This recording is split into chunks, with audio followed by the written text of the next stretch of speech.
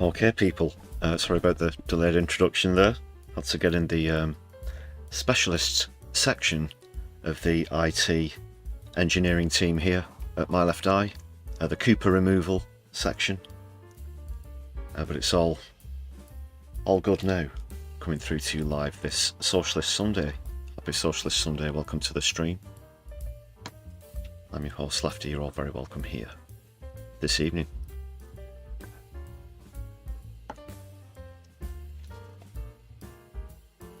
How you doing? Who's here already? The Truth is here. Oh, the Truth's always here on my left eye, of course. Great to see the Truth in the chat. Doc Davies in the house as well. Floor Snake. Solidarity for the watermelons. Moshi on toast as well. Awesome stuff, and more watermelons from Nina Sadie. Great to see as well. Thanks a lot for your recent comments in the latest content as well, people. Yeah, what a weekend it's been. A great weekend of people power and protest. Apologies for that video coming out so late. I don't know why, but for some reason, bearing in mind it's only just over a 6-minute long video, it took hours for the checking procedure for some reason. So apologies for that. Had to forego the members first sneaky peek. I demand answers, but I also demand justice. Katie Marshall also with us. Good evening.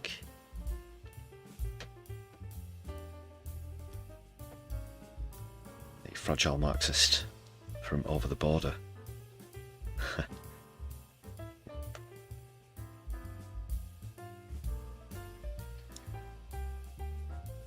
Yes, people, another thing I need to just quickly get out of the way at the beginning of the stream.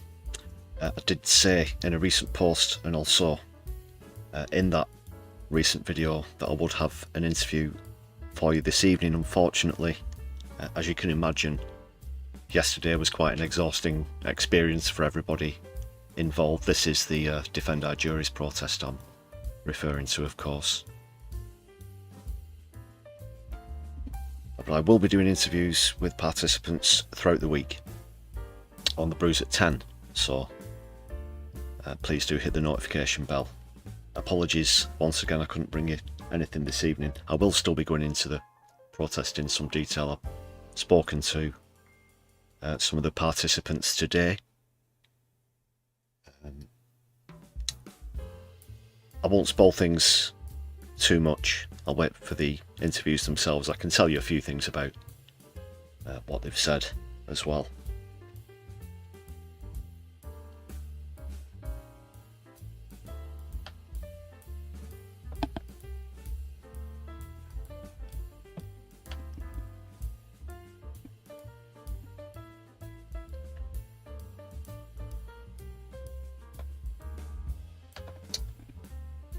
We'll kick things off though with a shout out to all the members on the channel, of course, helping to sustain proceedings here on my left eye and bring you quality content such as these live streams. Thanks a lot, everybody.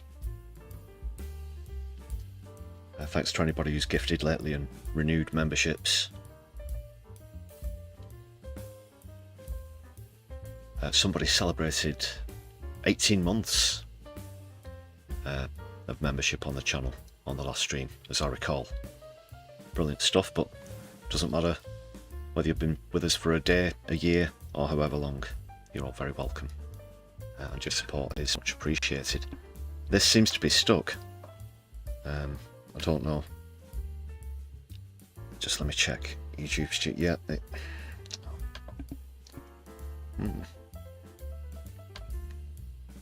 Bit of a bug here, people.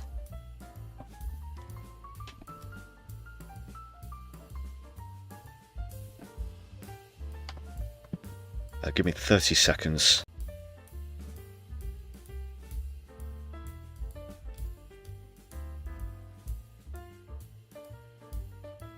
Right, I hope we're not going to have too much of this tonight, people. Once again, here is the members scroll. Cross your fingers. There we go. Yep, playing normally. There are more than 10 members, for anybody who thought I was just leaving that hanging up there for some time. Well, I guess I've already done the spiel. 1,000 thank yous and solidarity to everybody.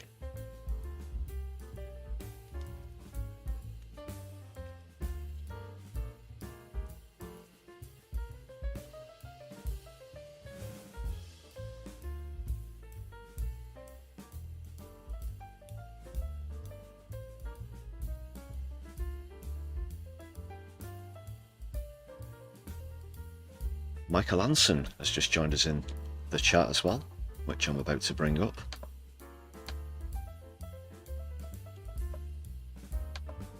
Make way for the chat. Let the people be seen.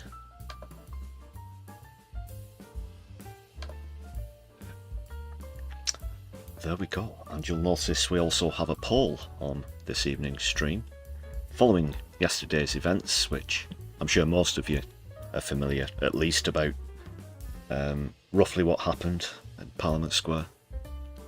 But do you now feel that the prescription of PAL action is now unmanageable as groups such as Defend Our Juries come out to speak against that prescription?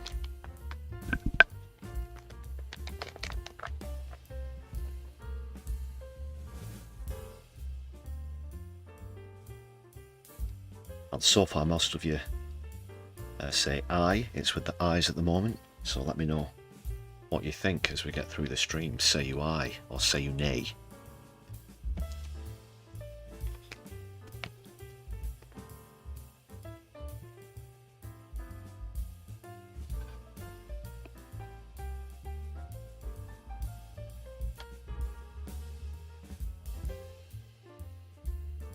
Yeah, so you actually saw, here's a little spoiler, a little tease.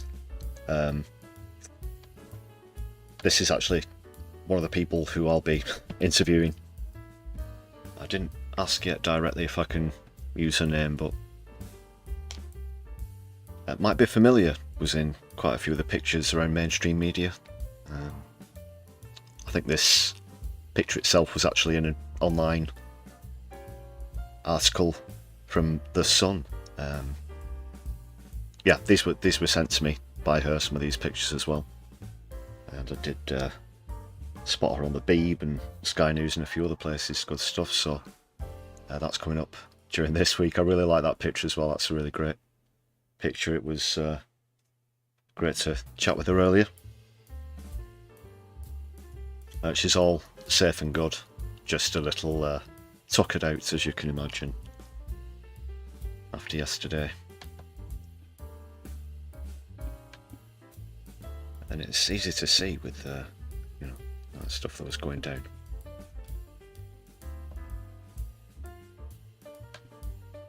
Oh no, that's very easy. Okay, people. We do have something of a broadcast software issue this evening. It's probably on account of me having quite a lot of clips queued up for you. I just might have to do a few resets along the way, so please bear with.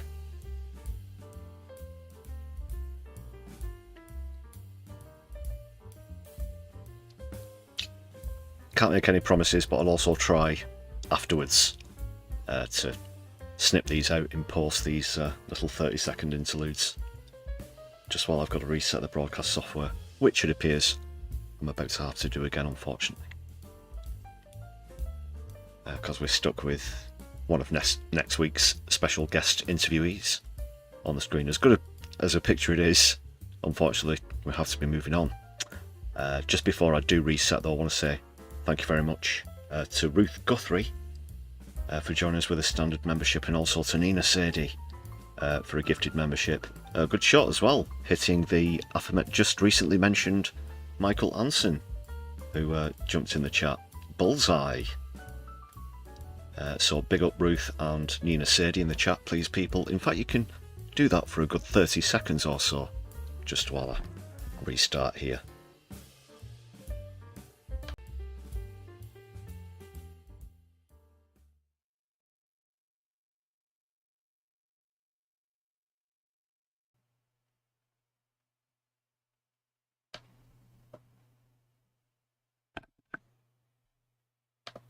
As you can see, we're experiencing a minor technical difficulty here on my left eye. Our team of expertly trained technicians are working busily to restore the stream. In the meantime, please make sure that you've hit the thumbs up button harder than you'd like to hit Keir Starmer in the Ghoulies, and left a comment down below. Thank you.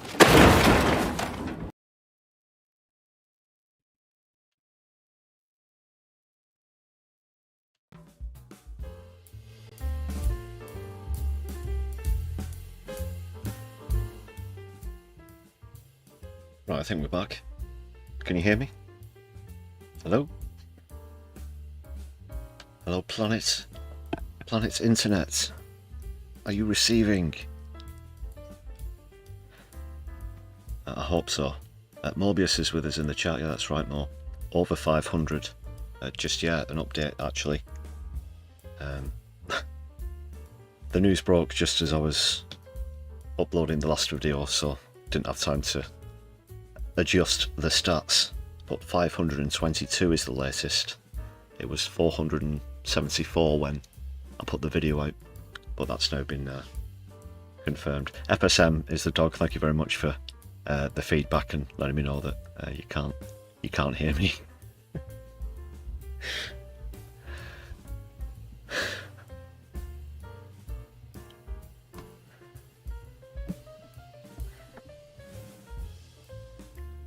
You heard 532. Any advance on 532? We got 532 from FSM as the dog here at the back. Any more? Any more from Katie Marshall? Bastards from Katie Marshall. The truth. The truth. No, nothing. Going once. 532 going twice. Sold to FSM as the dog. 532 is the latest.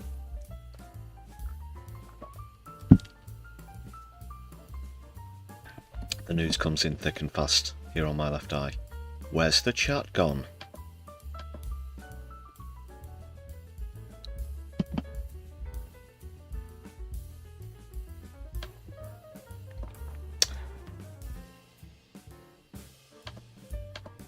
Bada boom. Okay. Magic. We've not even gone into the lounge yet. Been on for like 15 minutes. Okay. Don't worry, Keith, we're coming. Just have to do one final shout out after I remind you to hit the thumbs up and share us around social media and all that stuff. Sunday's resident house band, Herbie Ranger and the Supersonics, take it away.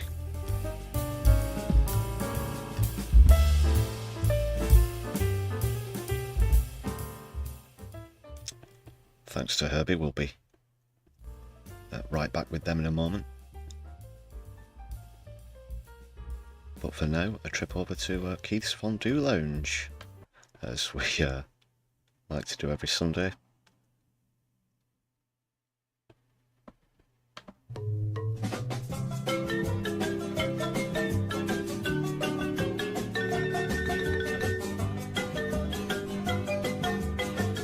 And now, oh god, this is apologies, people. Let's try again. I'm just getting audio here, I'm not getting any video.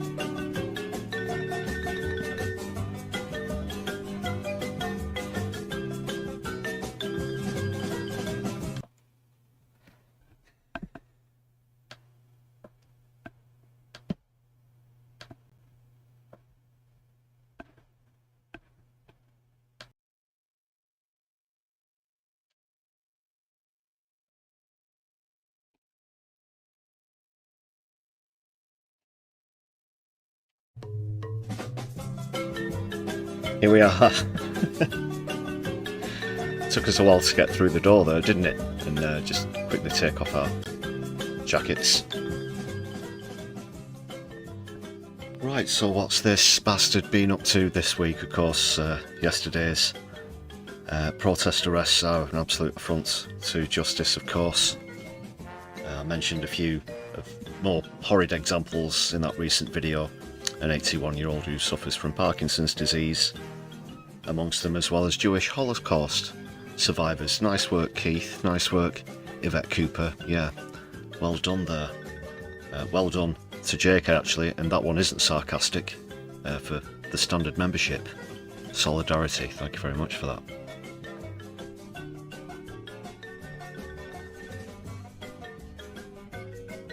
So as I said, I'll have interviews with some of the participants through the week, but this evening though, just diving into a few of the incidents in a bit more detail, obviously, as well as what this means.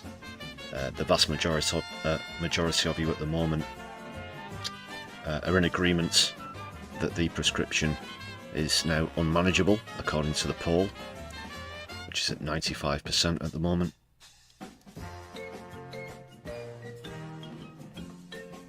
I've got another update actually about the protest during the Troubadour at the Royal Opera House.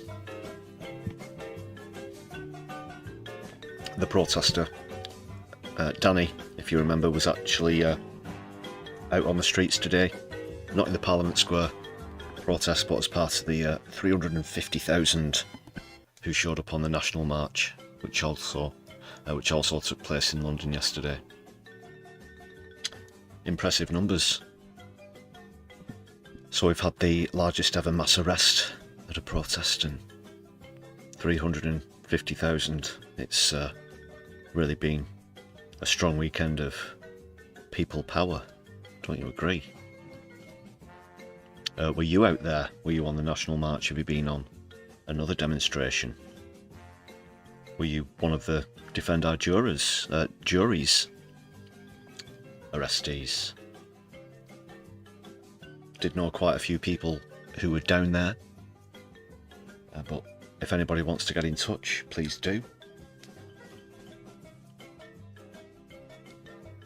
Specs Bean Farmer and Mithril joining us as well in the chat. Love this stuff. We're just enjoying a weekly sample of fondue before we get on to some clips.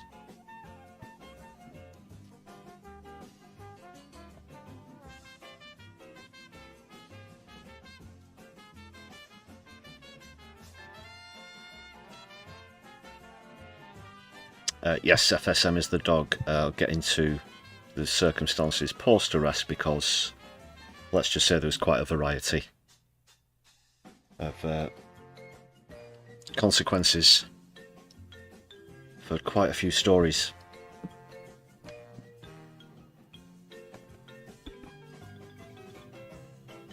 Did I also mention, people, you can support the channel with super chats, which are now open if you're watching live, and also super thanks if you're watching back later on. Thank you very much for your ongoing support.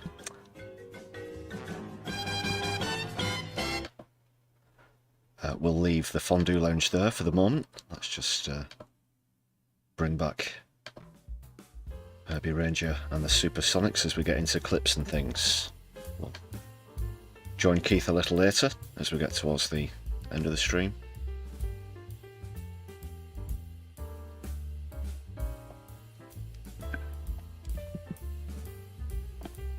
First up though, a round of comedy, another great one from Ross Charles, who's adopted two impressions this time. Does a very good JD Vance, but this particular video is JD Vance in debate with, or conversation with, RFK Jr. So let's check this one out. Definitely worth subscribe if you're into your political parodying and stuff. That's Ross Charles. Check him out. Hello, I'm Vice President and Catholic Catharsis Catheter, J.D. Ooh, I want to Vance with somebody. And I am Secretary of Health and Human Services and Sentient Walking ? Robert F. Kennedy Jr. We wanted to take a moment to reassure the American humans, I mean people, that we are here to help you because we are you sometimes. I rearrange my meat organs one cell at a time, same as everybody else. Let's get started. It is okay good to see you, political acquaintance. Great to kind of talk to you, old chum. You just called me? How are your children? They are doing well, probably.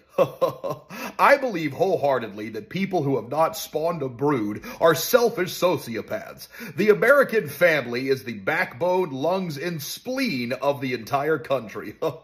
Does that mean you also support expanding access to welfare programs for low-income families? Of course not. That would be socialism.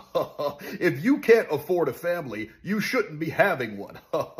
I see no hypocrisy or contradiction in those statements whatsoever. Thank you. Remember to also say thank you to me. What is that delightful smoky smell, by the way? Thank you. I took a bath in a tub full of matchsticks before this meeting. Okay, good. Tell me about your opinion on vaccines. I have a somewhat nuanced view towards vaccines. Exactly.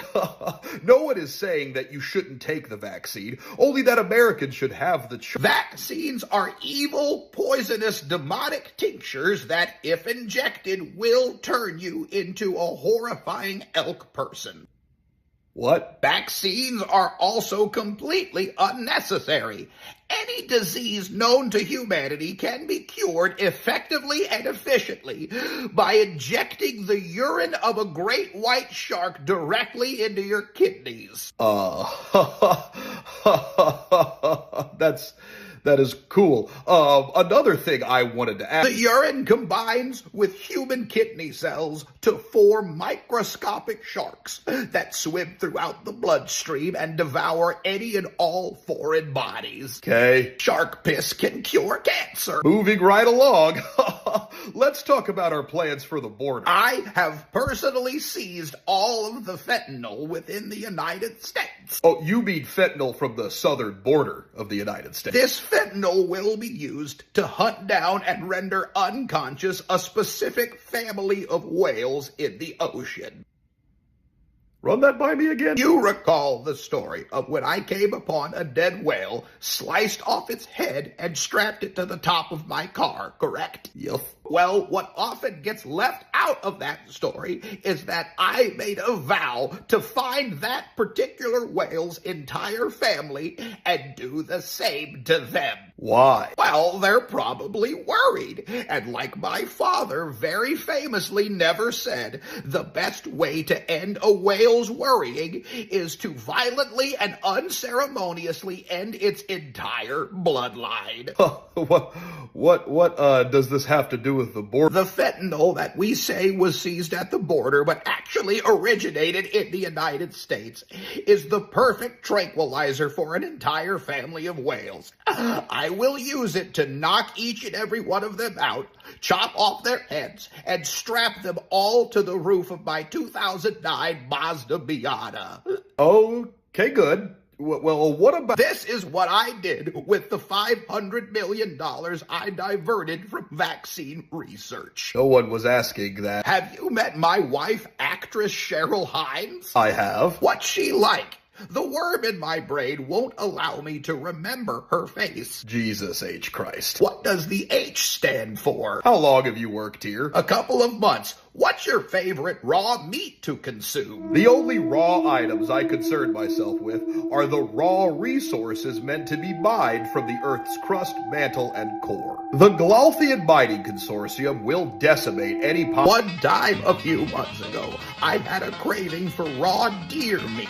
So I went into the woods after covering myself in a combination of bear, bull, and boar semen so as to conceal my scent.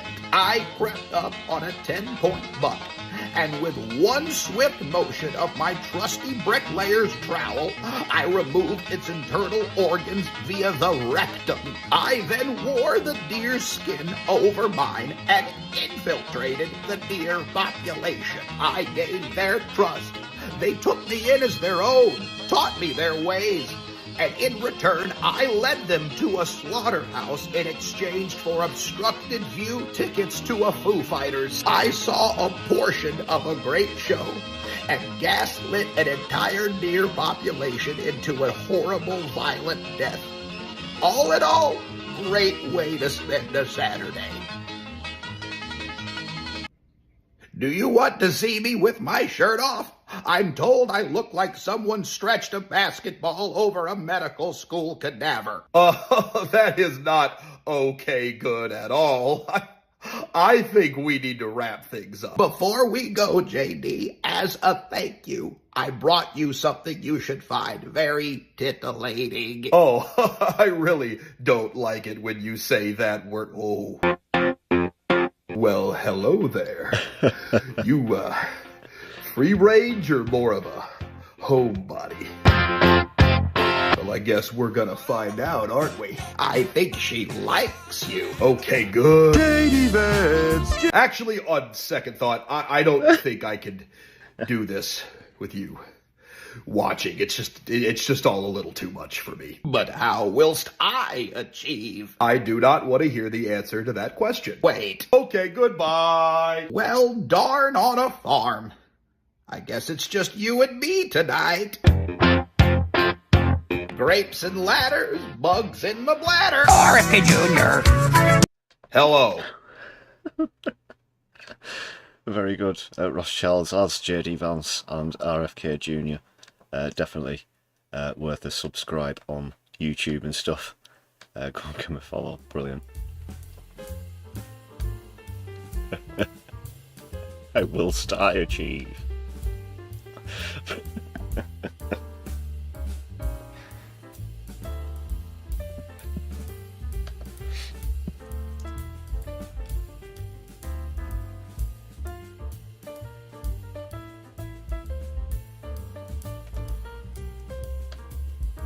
Okay, people. Just very quickly while we're on that subject, I brought up the membership goal as well. We're on 81 out of 250 at the moment, just sort of slid back behind the 100 mark, unfortunately. But I'll quickly mention, of course, Vance has been over here in the UK recently, apparently getting on great guns with Foreign Secretary David Lammy. And stay up all night and talk about their crimes.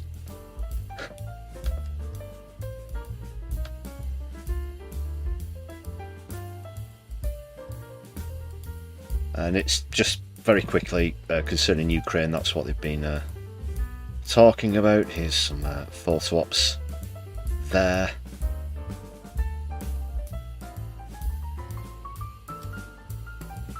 They're trying to get Putin and Trump together, as well as Zelensky, to essentially sort out some ceasefire.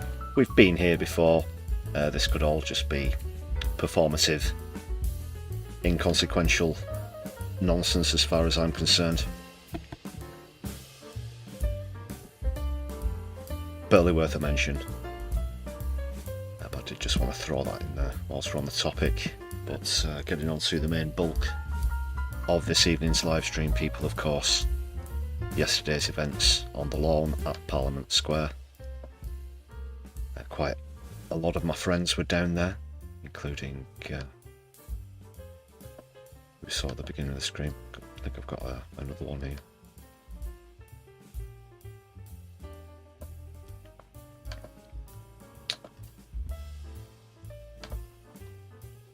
So that's, again, who we'll be speaking to on The Brews at 10 next week.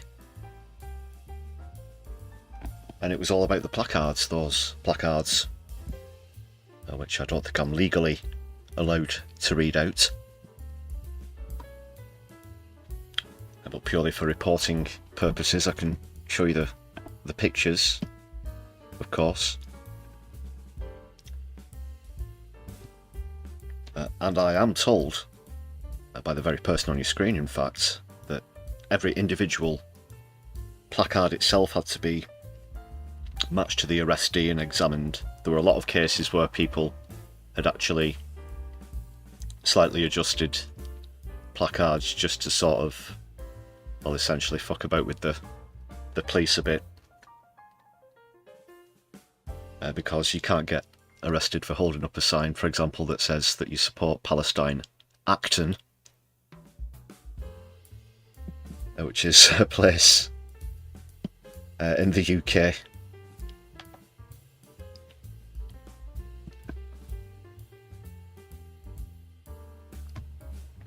But like I mentioned in the video, a lot of disgusting cases which I'll get into. Things got a little bit shirty here and there. Here's one example of one of the scuffles during the arrests.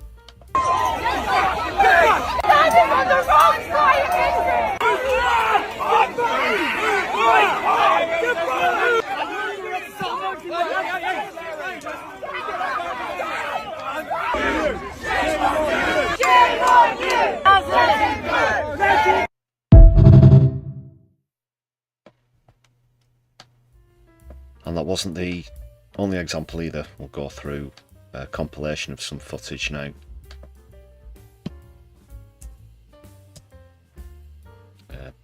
It's actually from stateside. Apparently, you know, this protest going global, people. Well, it was a record number of arrests. 532, I believe, was the latest bid. So no wonder it was heard in all corners of the world. Let's check this out from CNBC. There's no commentary. I might just come in with a few points myself. It's mostly just a compilation of, including helicopter footage, which really gives you a sort of a sense of the scale of the protest as well.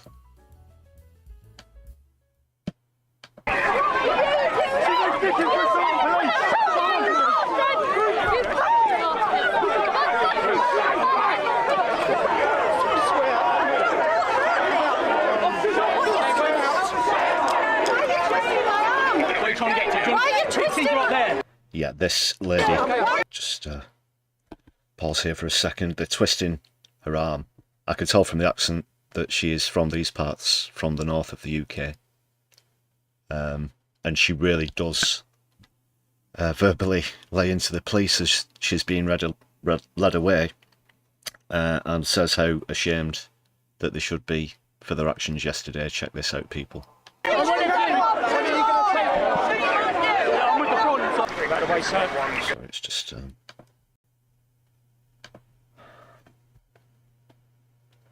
apologies, people.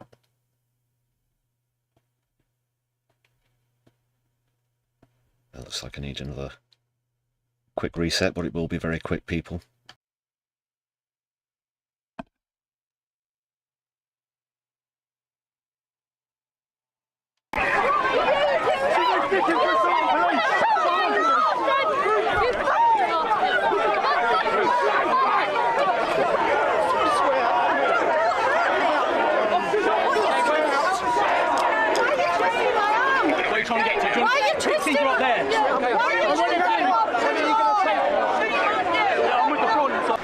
Shame on the police.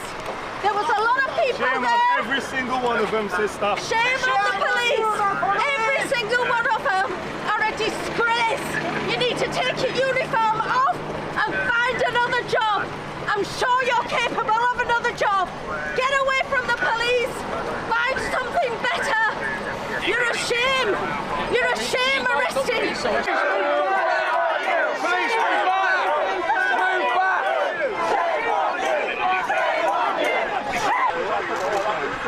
Stop pushing into me, please. Doesn't this really make me proud to be British people? I mean, look at these scenes here.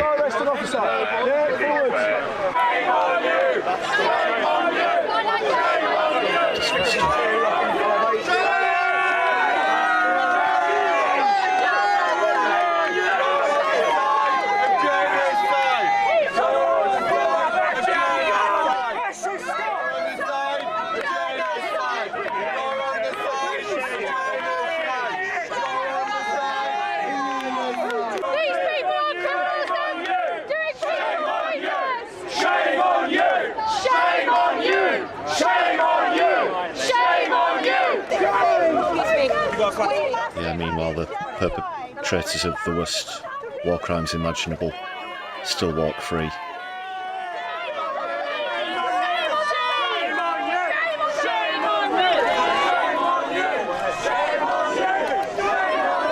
Arrest the people complicit in the genocide.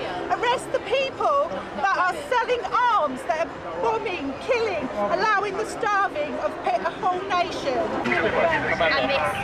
Which police station? Don't ask one question. She's not committing terror offence. You'll be right when you go ahead having arrested, you know. St James's. Terrorism Act. By holding the sign. For holding the sign. I oppose genocide. I support Palestine action. This is someone who I know as well, and so is the guy in the hat here. I'll never name names unless I've expressed permission to do so, of course. But I just want to show solidarity.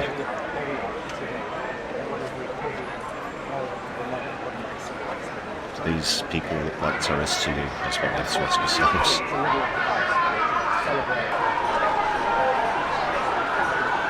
And look at the statues that they're sitting on, those of Nelson Mandela, for example, and other great fighters for social justice.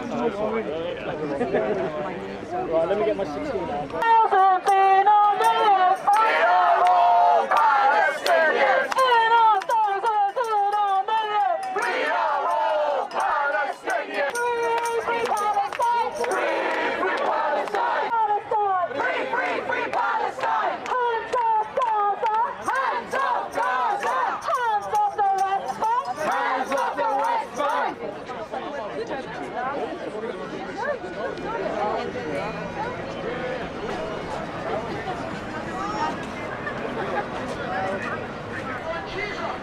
We will fight them in the streets.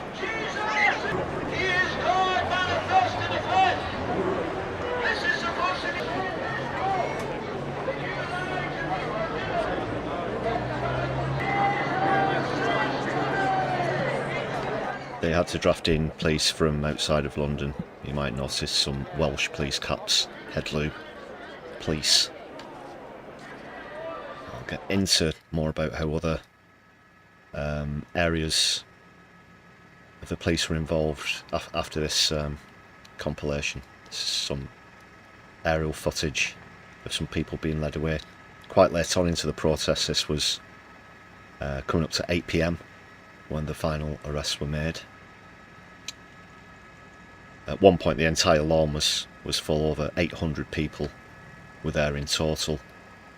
I myself have actually been arrested at Parliament Square, in the area just to the bottom left of your picture there, once before, and detained quite a few times, as well as done several other demos and things like that.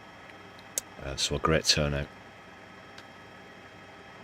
there, as you can see from these helicopter shots, and it looks like you're all in complete agreement with those sentiments in the chat as well. Thanks a lot for your contributions, keep them coming in, as well as your votes on the poll. So if things like this happen even once a month, let's say, for example, do you really think that that prescription is going to be tenable, it's going to be policeable, it's going to be governable? Most of you agree in the poll that it absolutely will not be manageable. As people get taken into carriers, the station's got full. Now, several of the protesters were actually given the option of whether to simply not be interviewed, not speak to a solicitor. They'd just simply have to sign a piece of paper at the station. They'd have to go to the station because only the desk sergeant can issue the papers, but then they'd be free to go. They'd have to give the details as one of the conditions, but if people chose not to give the details, then they were going to be incarcerated either in London or as far away as Southampton, which anyone who's from the UK knows is some distance. It's on the south coast in Hampshire, quite a way away from London. Also, that would throw logistical problems in the sense of police station support and other other supportive areas from these organisations. And you can hear further calls from the public there who are equally ashamed. But regardless, quite a few of them refused to give the details, and eventually the prisons got full, like I was saying. I've heard this from who I've spoken to today. Some of them have literally just got back when I spoke to them. A complete and utter shit show. What a shambles. On the police's part, that is. Very well organised from Defend Our Juries.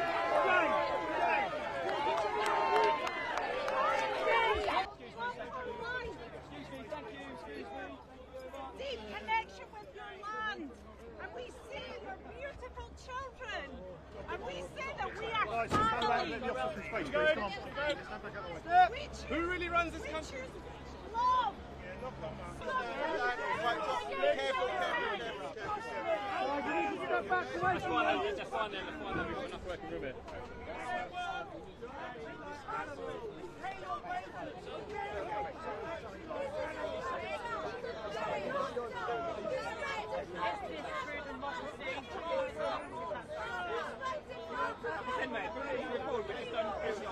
Did you see that placard there? This is democracy, question mark. Doesn't look like that to me. Here's someone doing a terrorist crime, apparently. Air quotes.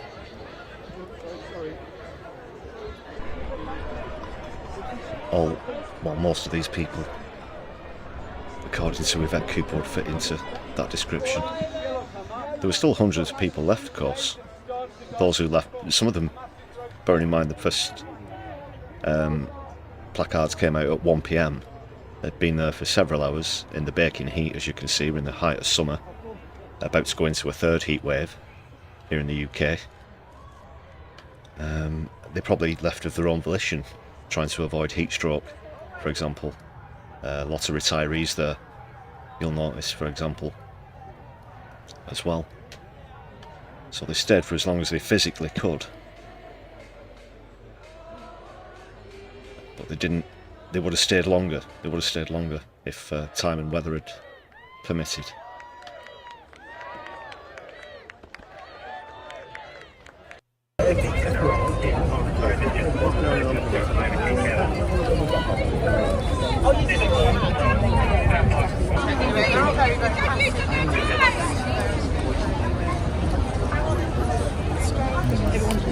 I would say.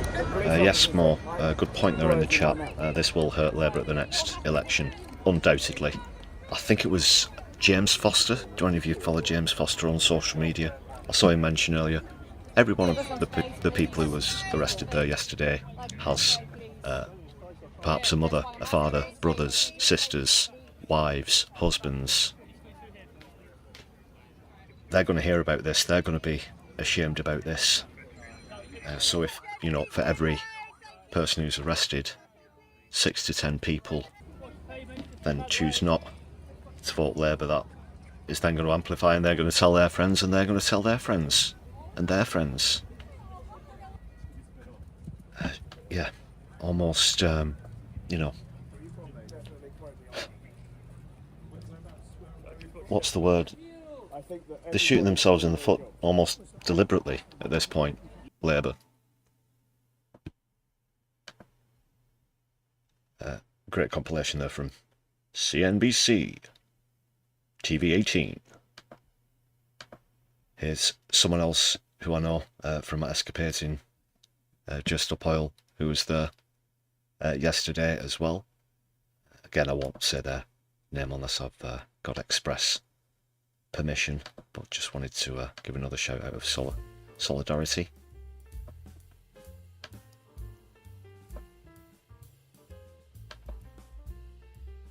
And many more.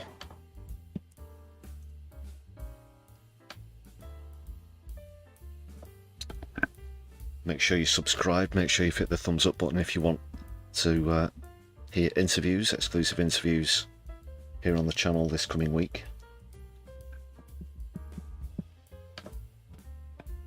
This is the example I mentioned in the video that came out earlier today. The gentleman on the left, who is a wheelchair user and is blind, you can see being led away. He was arrested. The gentleman on the right performing a fascist salute at the end of a Trump dance actually wasn't. This is Nick Tanconi, who's actually the leader of UKIP. Yes, apparently UKIP still are a thing.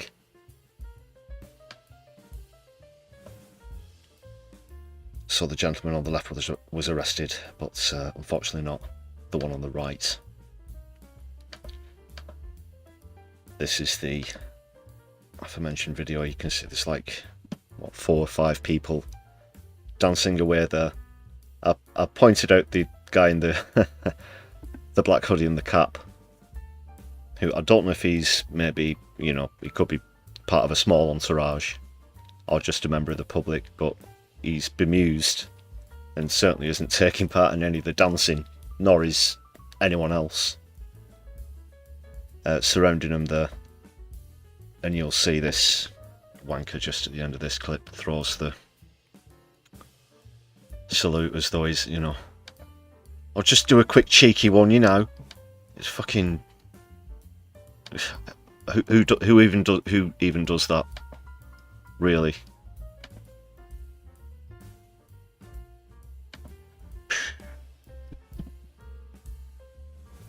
Fucking dickhead.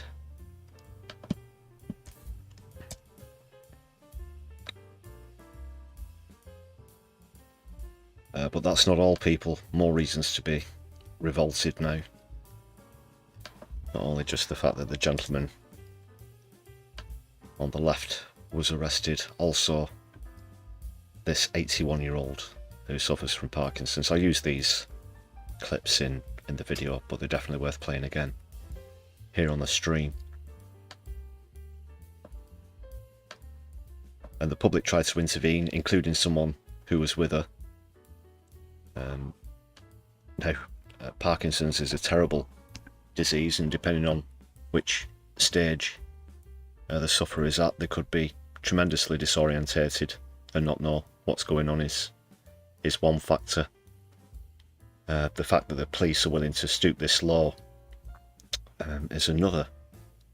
And you'll also notice, if you look at some of the police and police liaison officers who were there, the expressions on some of the faces, as one gentleman in particular tries to intervene, really is one of desolation. Just sort of, why am I being made to do this?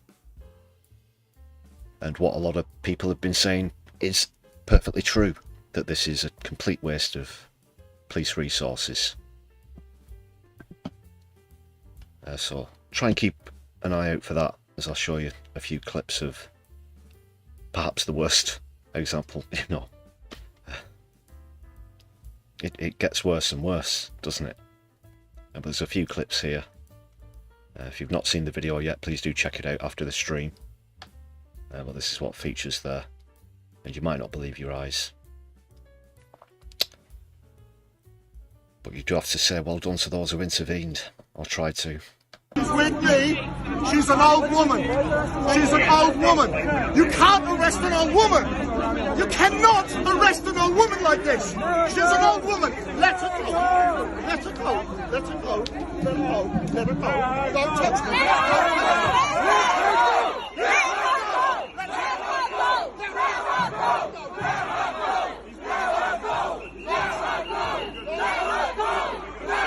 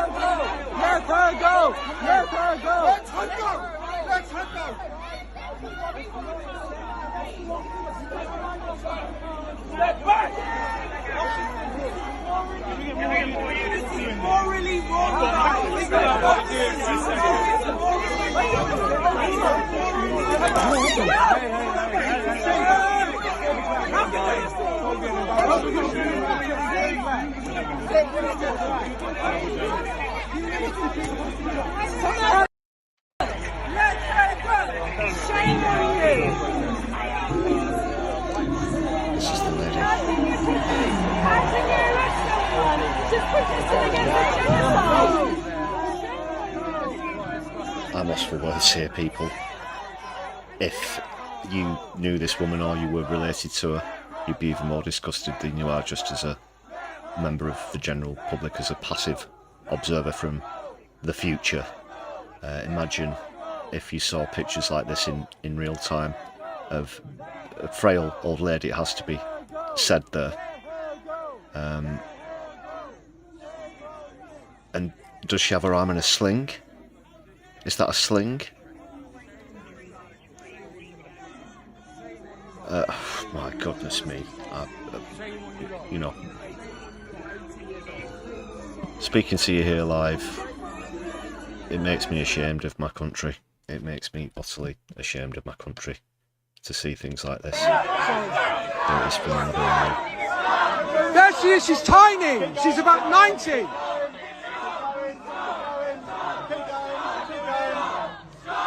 Keep going. Also, the lady who was in the meme, sorry, not the meme, in the thumbnail of the video I put out earlier today as well, is actually an 89-year-old as well. These aren't the threats to society that need the totally disproportionate police response.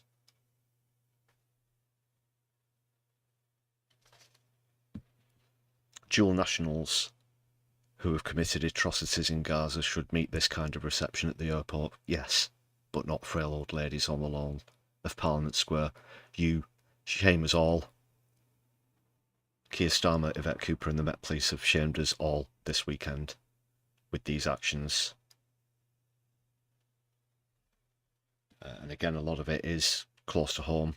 I know several of the people who were arrested, not this lady who you can see on the screen, but I'm equally appalled. There are no words to describe the abhorrence of these events.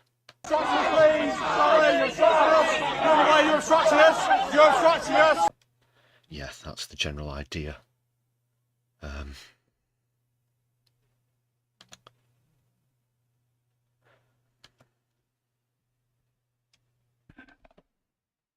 What can you say? I'll just bring in some background music for this next example. Photograph, which features, I should say, someone who I've mentioned on the channel a few times. The gentleman in the middle there, in the flat cap, Stephen Kapos, who's part of this Jewish Holocaust survivors and relatives of Holocaust survivors group. Apologies, they have a particularly long name, the organisation. I don't want to risk getting it in the wrong order, so apologies about that. It's something like the Holocaust Survivors for Gaza Association. Apologies if I've got the words in the wrong order there. And I believe they were arrested as well. Don't these people look terrifying? I wouldn't want to meet this lot in a dark alley. Oh no.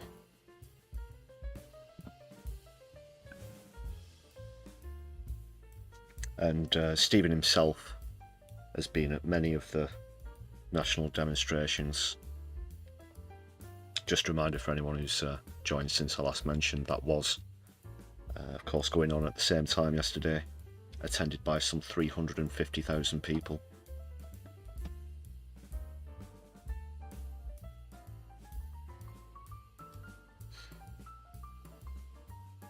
Hev, Ian McKenna, thanks for joining us in the chat. Edward Saxby as well. Astro. Happy Socialist Sunday to you all. Thanks for joining us.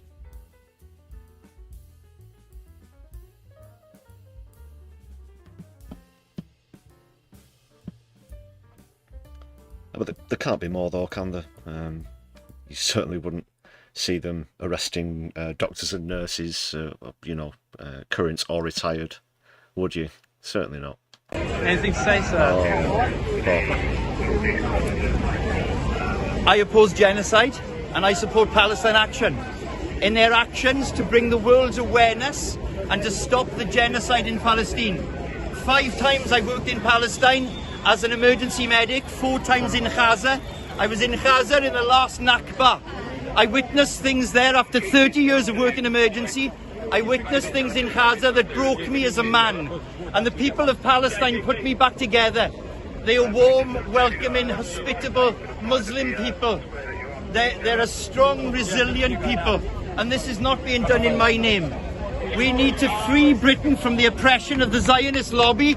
We need to free Britain from the oppression of neoliberal capitalism. Britain isn't Britain anymore. Britain is an owned country.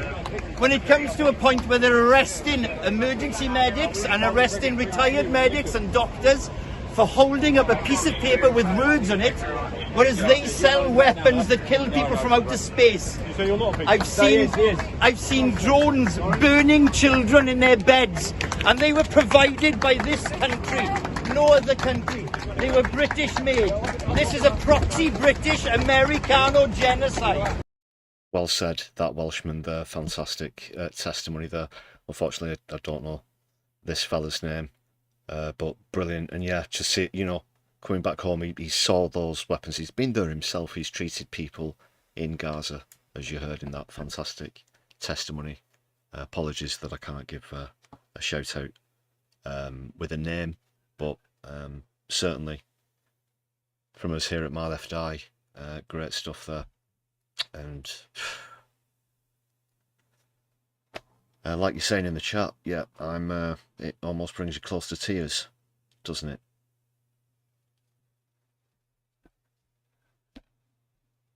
The things that this gentleman must have witnessed would be beyond even your worst nightmares, people. I'm certain of that. So well done to him for speaking out. There were some other notable figures, quite well-known people who were down there yesterday, including Rob Denaja from Massive Attack, who did a great interview. Shout out to This Is Middle East Eye, who caught up with Rob. So let's see what's going on there, people. Please, can you introduce yourself and tell me what's brought you along today specifically? My name's Rob Delnaya from a band called Massive Attack. I'm here. I've been at a lot of the Palestine protests against this ongoing genocide. This particular action today, I feel is really important because it's about protecting our democratic rights to protest against crimes against humanity, basically. To prescribe people that are basically doing no more than criminal damage and prescribing them as terrorists is an absurdity, and I think it's a deliberate way of creating mass distraction to keep all of us away from the real issue at heart, which is the ongoing genocide and our government's complicity in it, by keeping us looking at the streets, making out that everyone here is hysterical when these are normal citizens exercising their civil rights to protest against something they see as abhorrent, and our government's role in it equally is abhorrent. And as an artist, why do you think it's important for you specifically to come along to these protests? I think that a lot of artists have been silent. There's been way too much silent from my community and my industry. A few have come out more recently when it's been a little safer to do so, which has been a massive disappointment to me. For the last 2.5 years, I've been sitting back and what is going on? Where is everybody? I think the protests are a way of showing my... I honestly thought that he was going to say it's been a massive attack. Oh no, he was going to throw in a few free plugs there. Sorry to butt in with somewhat of a pun, but that's the way I thought it was going to go there. Massive attack. Oh no, wink wink. That acting my civil interests. A lot of artists have been silent. There's been way too much silent from my community and my industry. A few have come out more recently when it's been a little safer to do so, which has been a massive disappointment to me. For the last 2.5 years, I've been sitting back and what is going on? Where is everybody? I think the protests are a way of showing acting my civil interests as civilian, to be on the streets, exercising the reason why we vote, my democratic right to protest against something I find historically absolutely abhorrent.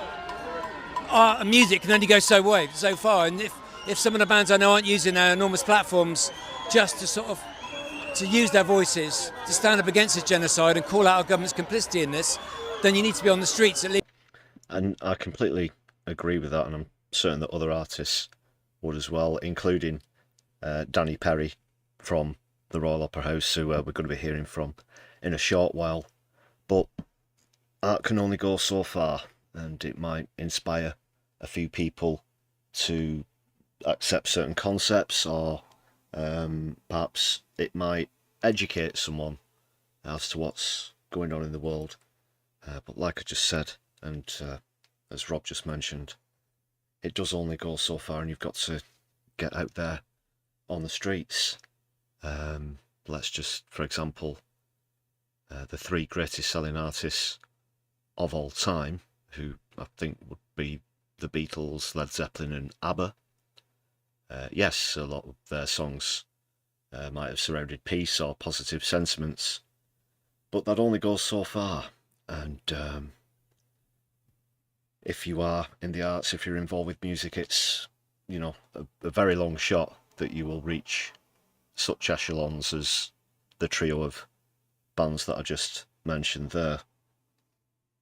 But even they only went so far. You have to get out there. You have to get on the tarmac, or the grass in this case, and join in with that people power. You know, the sentiments are all fine. I'm obviously completely for arts, whether it's music, painting, poetry, whatever form of art it is that's trying to relay and express that message or that theme. Yeah, of course, I'm all for it. But you really want to get something done, yeah, Rob is setting a really good example here. To do this as a civilian.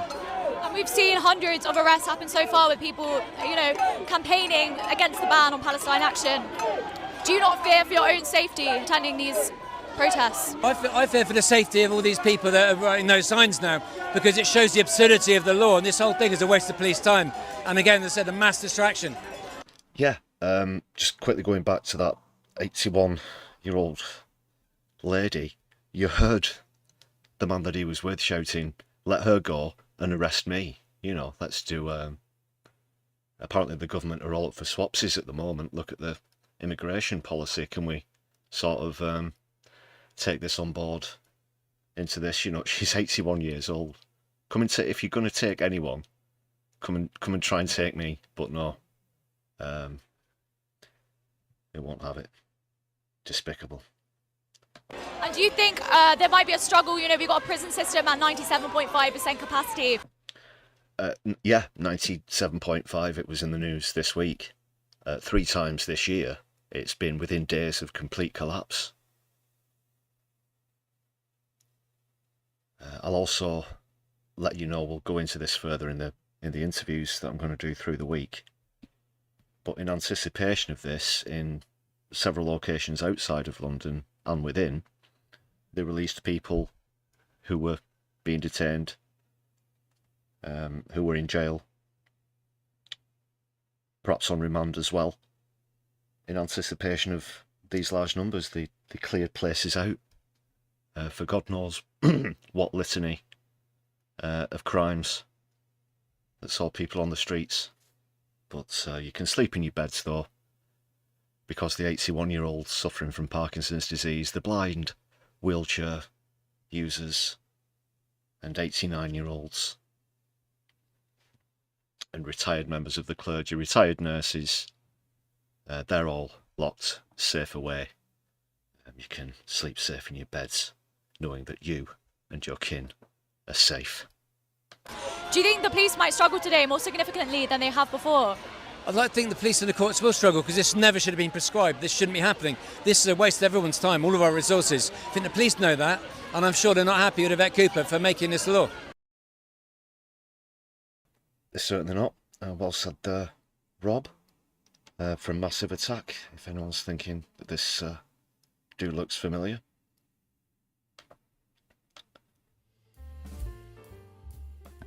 What we mentioned a short while ago, of course, this will have an impact in the post, as if they could get even less popular.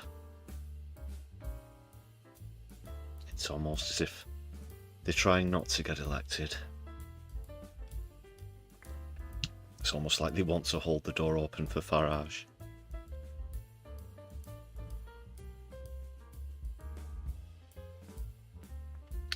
Machantor, sorry to hear about your connection problems. Well, I've had a few tech issues myself this evening. It does happen. But no worries, you can catch up later. Thanks for joining us on the stream. Holly 123ZXC, thanks for joining us as well.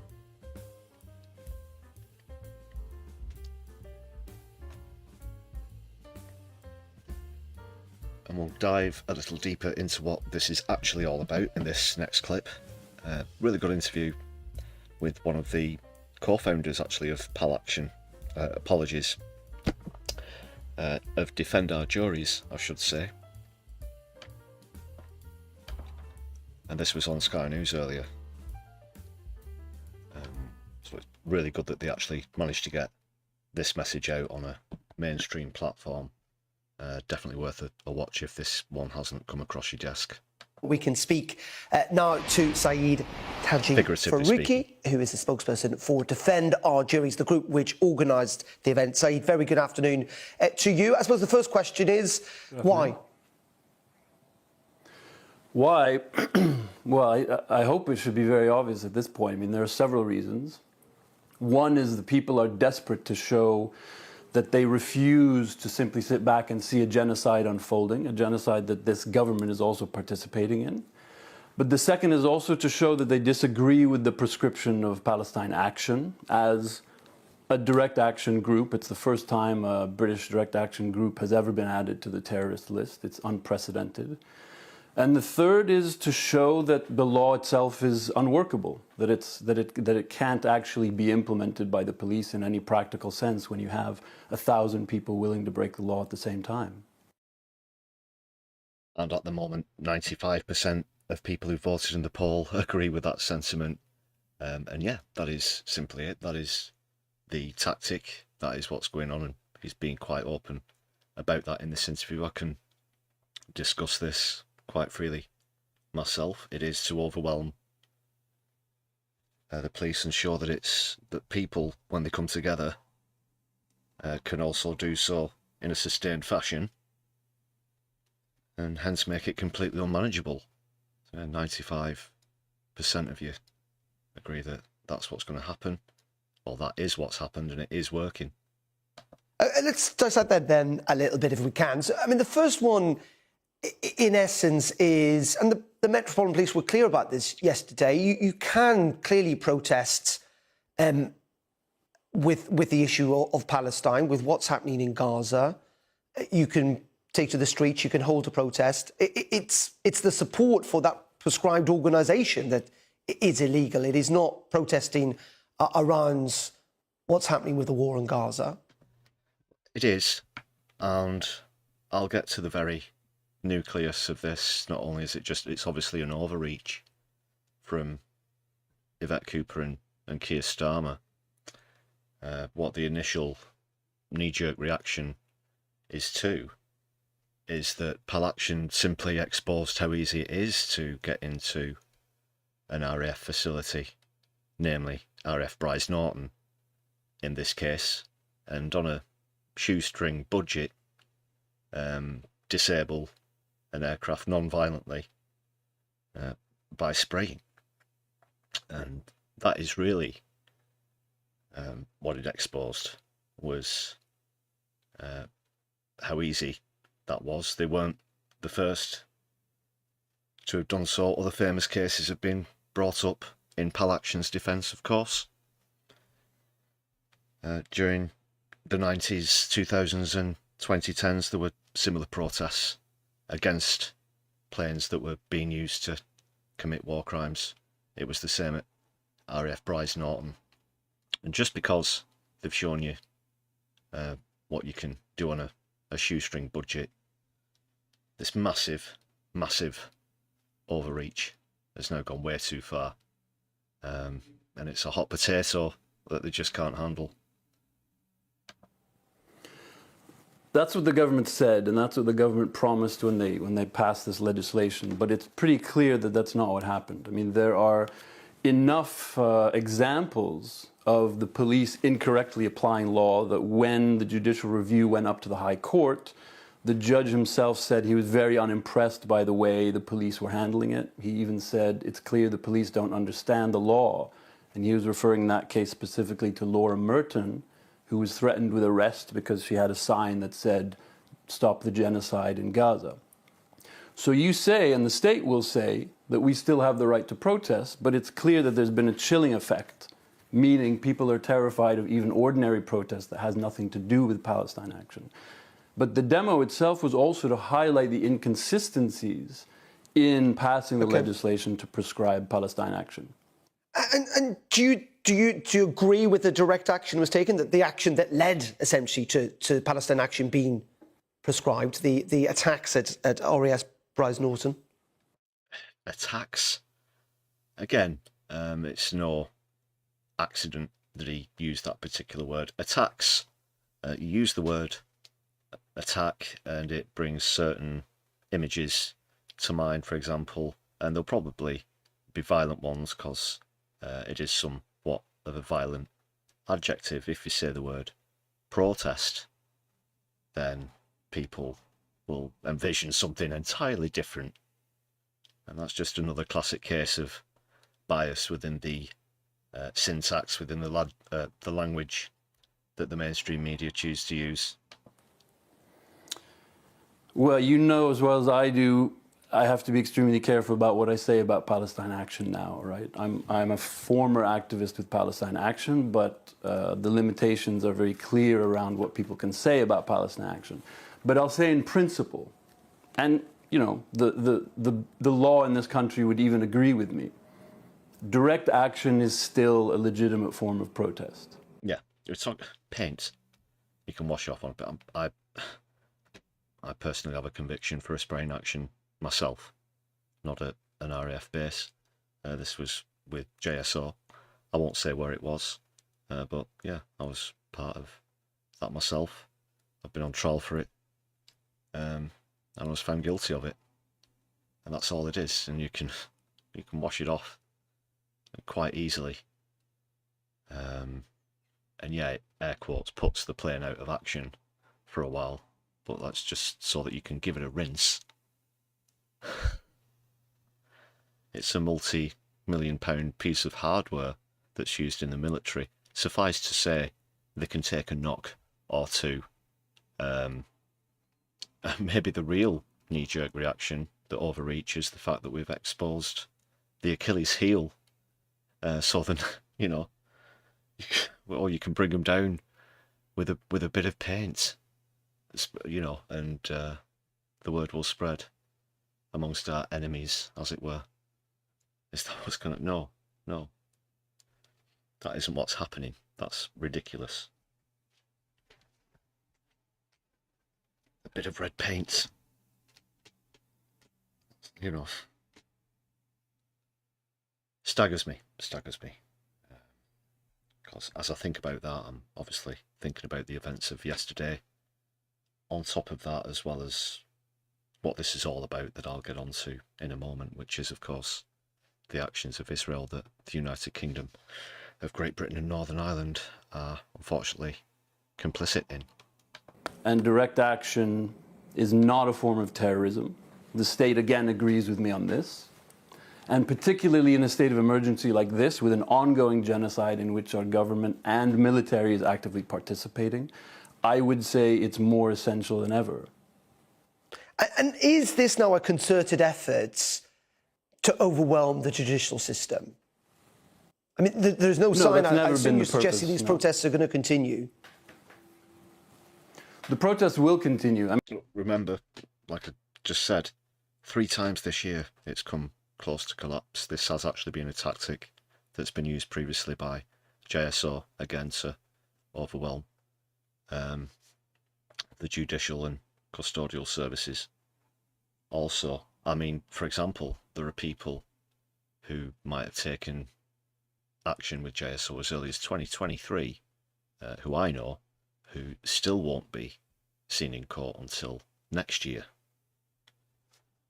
Yes, really, it's that big of a backlog. It's clogged up right up to the eyeballs.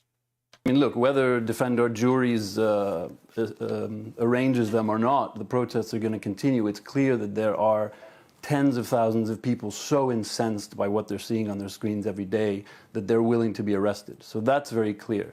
But the purpose has never been to overwhelm the police. I mean, that's a byproduct. That's a byproduct of the police choosing to arrest or try and arrest all the protesters.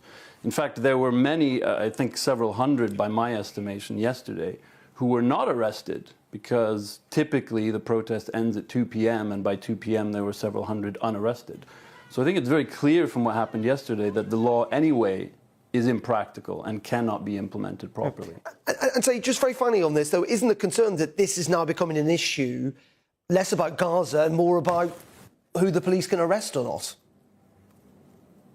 No, this is a means. I mean, this is a tactic that's intended both to highlight the genocide, but also the British government's complicity and participation in the genocide. So the police are doing what the state has decided. The police are arresting people based on the legislation passed by the state. The state passed that legislation because it seems to me they cannot tolerate dissent against their policies on Israel. OK, Saeed, we appreciate your time on Sky News this afternoon from Defend Our Juries. Thank you.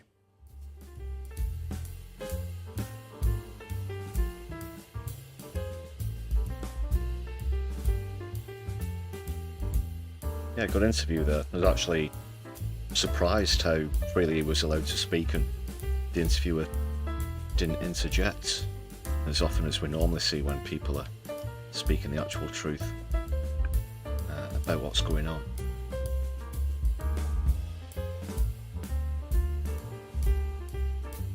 What's going on in the chat though? JK, you think the majority of countries are afraid of the United States empire, so they just fall in line.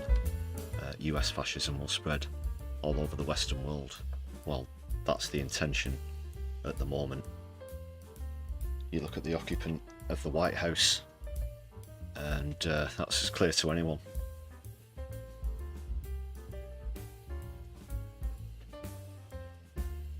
Imagine if you've been in a coma since the 1990s or something and you come around to this.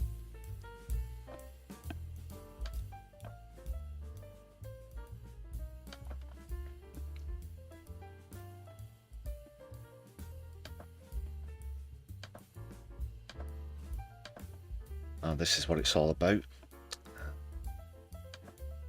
The latest backlash.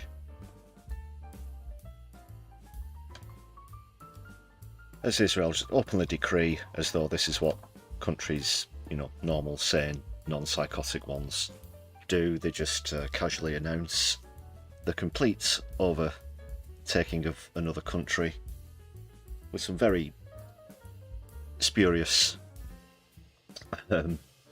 descriptions of what will happen after that, and of course littered with lies. There's been a United Nations debate, so let's just have a quick look at what's been going on there. Just want to check that's all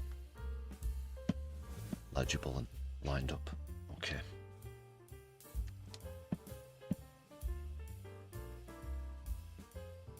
So ambassadors at an emergency meeting of the UN Security Council warned Israel about the danger of expanding a military offensive in Gaza, while Israeli President Benjamin Netanyahu offers no sign of compromise during a bullish news conference which took place this afternoon. Netanyahu said they have no choice. No, that dog doesn't hunt. He also denied that they have a starvation policy in Gaza. Hamas propaganda, yada yada yada. It's not really worth going into what he says.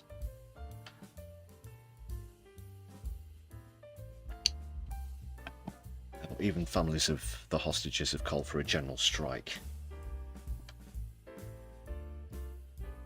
So they're going to shut down on the 17th of August.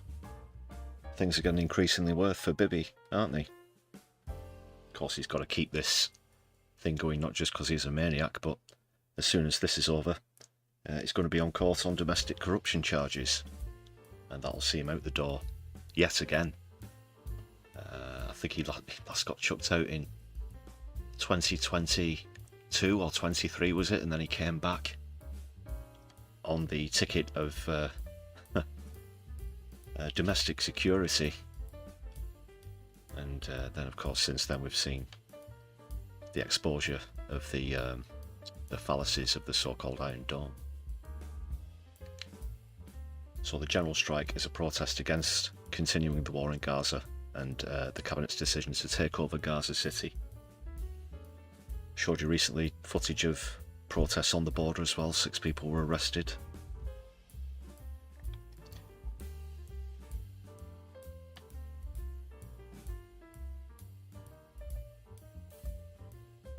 So I'll keep up to speed with that when, well, that'll be a week today, actually, when they're going to be downing tools, as it were. And Iran's Foreign Minister, Sayed Abbas Araghchi, says the country condemns any displacement of Gazan people or occupation, and was asked by reporters about Israel's Gaza City occupation plans earlier. In a statement yesterday, he said that displacing residents is part of a strategy to eliminate Palestinian identity and statehood, and it's a violation of international law. The statement also urged the international community to prosecute Israel and end their impunity. Yeah. Which is why they're so bullish, cocky. They act as though they just redraw the lines on a map and no one's going to do anything.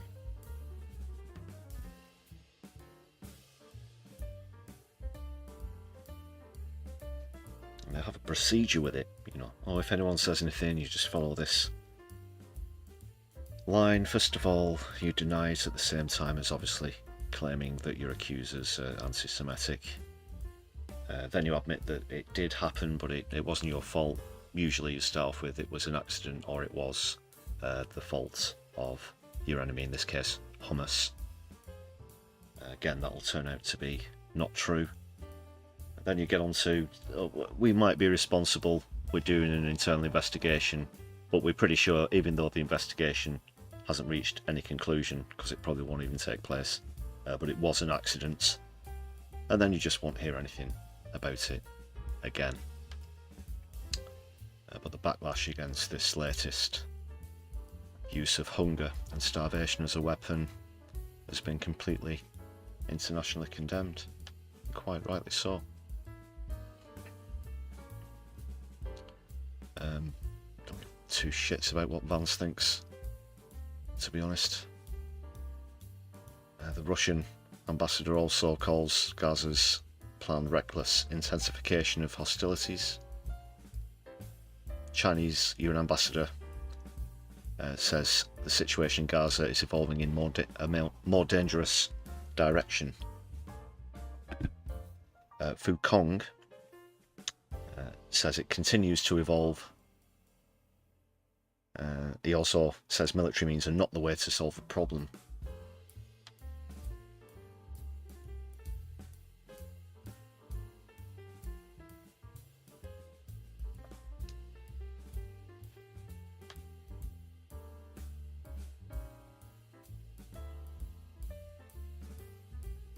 But a mother of 9 says she won't leave Gaza City. Of course, you have to admire their resolve.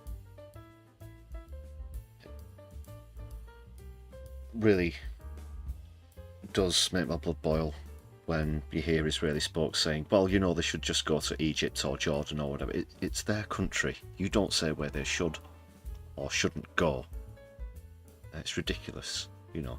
What if people turned around and said to Israelis, you know, you need to go somewhere else, or any other country?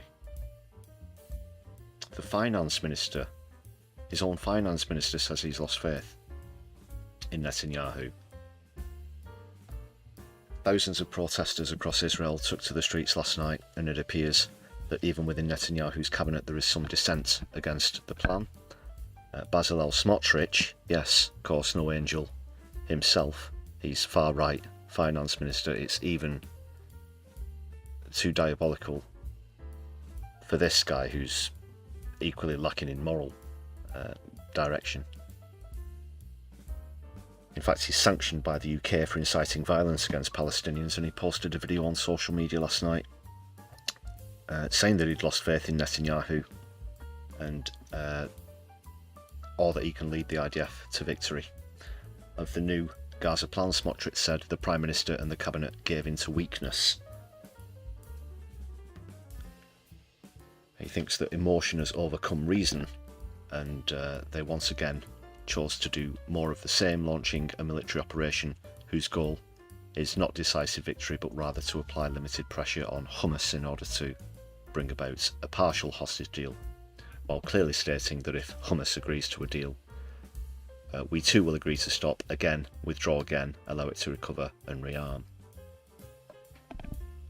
Graham Turner, thank you very much for the super chat. Let's give that some love and appreciation there, people. If you'll hit the thumbs up there on that super chat, much obliged.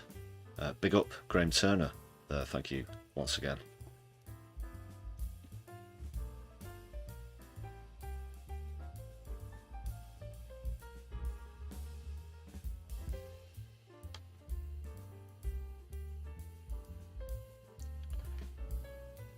Of course, I just want to remind you there's been a deal on the table at least twice, and as early as December 2023, that Hamas would step down from governing and also return the hostages.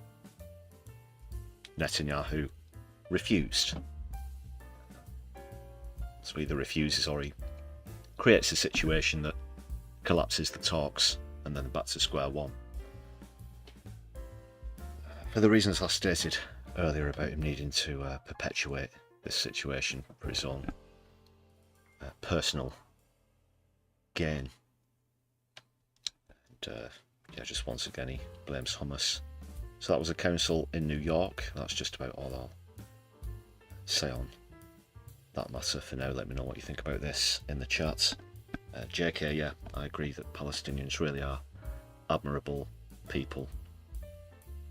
You just can't imagine what determination it takes, not only just on a day-by-day basis for survival, it's often an hour-by-hour, minute-by-minute case of life or death for these people.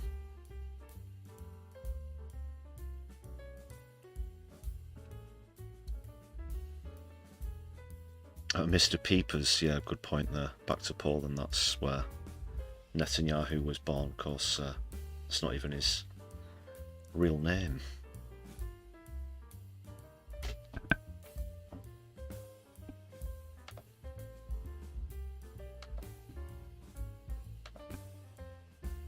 Get the membership going back up then, sorry.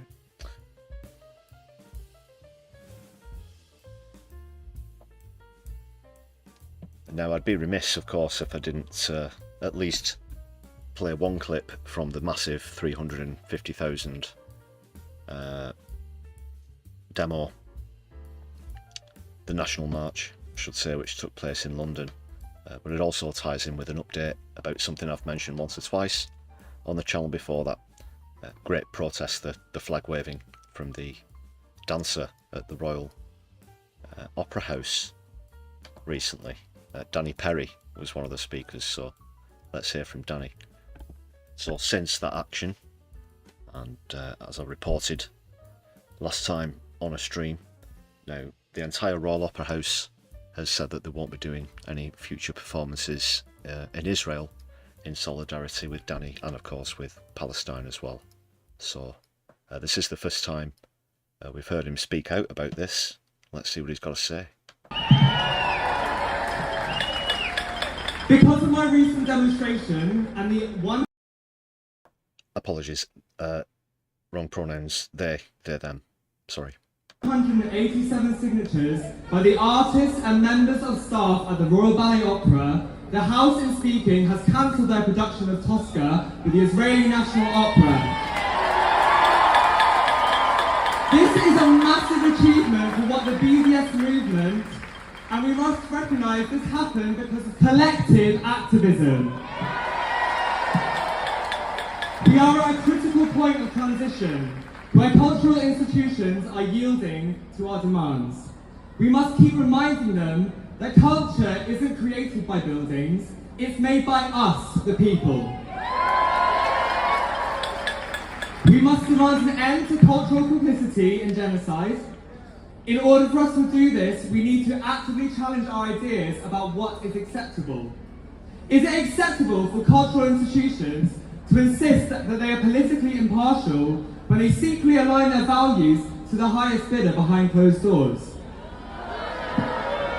The Royal Opera and several other institutions are still accepting sponsorship from Bloomberg Philanthropies, who have been extremely public about their facilitation of illegal settlement infrastructure in the occupied West Bank.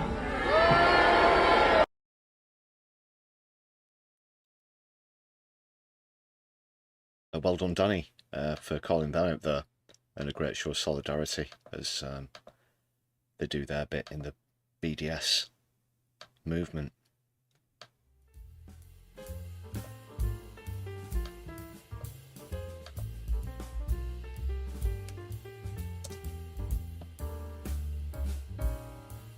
Yeah, Danny does look different without the helmet on. You're quite right there.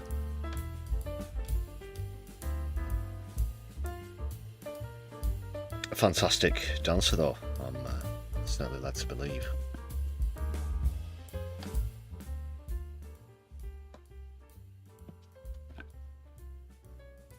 You'll enjoy this one, people. A bit of good news about an upcoming protest. We saw the last flotilla recently get further than any previous effort had done before, and it's just been announced today that Greta Thunberg and crew will be setting sail again on the summered flotilla, so let's see a quick promo video for that one. We are sailing again to break the siege. And this time, we're sailing with dozens of boats. And with coordinated mobilizations from 44 countries around the world. This will be the biggest international solidarity effort ever since Israel implemented its horrific siege 18 years ago. The genocide against Palestinians in Gaza has been escalating for 22 months. Israel has dropped the equivalent of 8 atomic bombs on men, women, and children. Hospitals, shelters, schools, and homes completely destroyed. Tens of thousands of unidentified victims. And possibly hundreds of thousands more unidentified victims from the bombings, shootings, and starvation. Never in history have so many journalists, UN workers, and health workers been killed. And we simply cannot stand by while this continues. That's why the free people of the world are standing up and sailing forward. And we are calling upon you to join this initiative. The Global Sumud Flotilla. A unified effort from coalitions, organizations, and everyday people from across the world who have shown unwavering solidarity with the people of Palestine.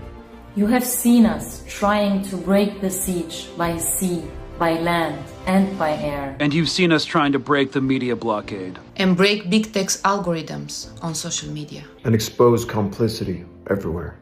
Silence is not an option. The people of Gaza need us to raise our collective voices. To be in solidarity even when governments and institutions fail. This is the greatest historical call of our generation. And the people of the world will not fail to answer this call. On August 31st, we are sailing from Spain with dozens of boats. And dozens more will join on September 4th from Tunisia and other countries. Sailing together to break the illegal siege of Gaza, demand an end to the genocide. And to finally open up a humanitarian corridor. And while we are at sea, we're calling on everyone to support this global movement. To join the encampments and demonstration that will happen simultaneously. Now is the moment to maximize pressure. So we need you. Follow the Global Sumud Flotilla page. Share, engage, donate. But most of all, register to participate. Captains, crew, journalists, people with platforms, organizers, medical workers, and humans of the world. On land or at sea, we are all together and we need you. Come to our launch events. Mobilize in your own country. Spread the word that the decisive moment has come. To mobilize with the Palestinian people to stop genocide. And demand a free Palestine. And a free world. Join us. The Global Sumud Flotilla. Global Sumud Flotilla. The Global Sumud Flotilla. The Global Sumud Flotilla.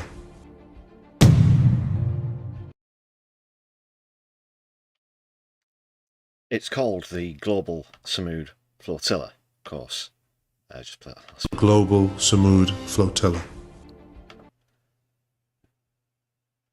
Check that out, people. Yeah, massive appeal there. You probably saw a lot of familiar names in there, not just Greta Thunberg. But yeah, Liam from Game of Thrones I saw mentioned in the chat. Rob, who have also featured as well. I think Susan Sarandon was in there to name but a few. Fantastic stuff. It looks like this is going to be a tremendous effort, people. The biggest one yet.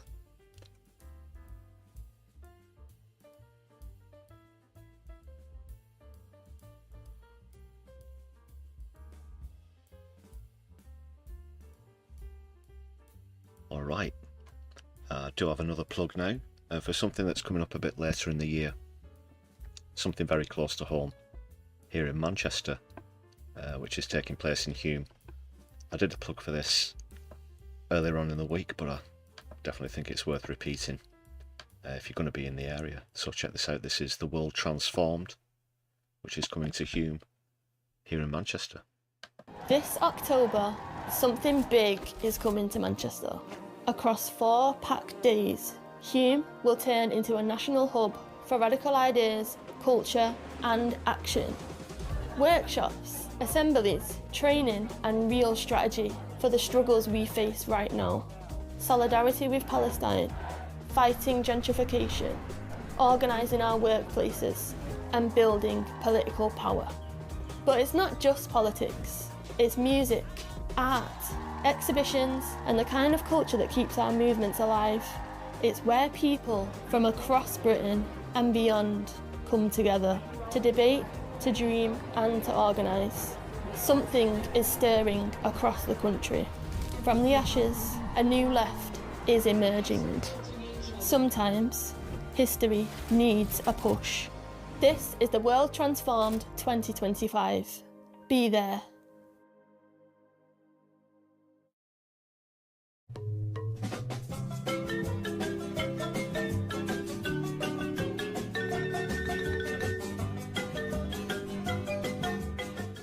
The World Transformed, another website worth checking out, along with the latest flotilla as well. We're back in the lounge as we get towards the end of the stream, people. A lot of clips to get through there, weren't there? Yeah, shout out to everybody who's watching live. Thanks for all of your comments. Please do leave something in the comments as well if you're watching back on a replay. Make sure that you've hit thumbs up on the stream before we get to the end. Exclusive interviews to come through the week, as well as the latest political, societal and environmental musings here on My Left Eye. If you're new to the channel, please make sure that you've hit subscribe. I should have mentioned a lot earlier in the stream actually. We are just around 70 subscribers away from hitting 5,000, so please do give us a share around your social media as we try and reach that epic landmark on the channel. I do have a redirect already queued up. We're going to be going into Kevin Logan's channel for a while. I'll be joining you there. Make sure that you give us a shout out in the chat and hit thumbs up on Kev's stream when we get there. But other than that, people, I'll just thank you once again for being here. I'm your humble host Lefty. This has been the Sunday live stream here on My Left Eye. Take care. I'll be seeing you soon. Free Palestine. Power to the people.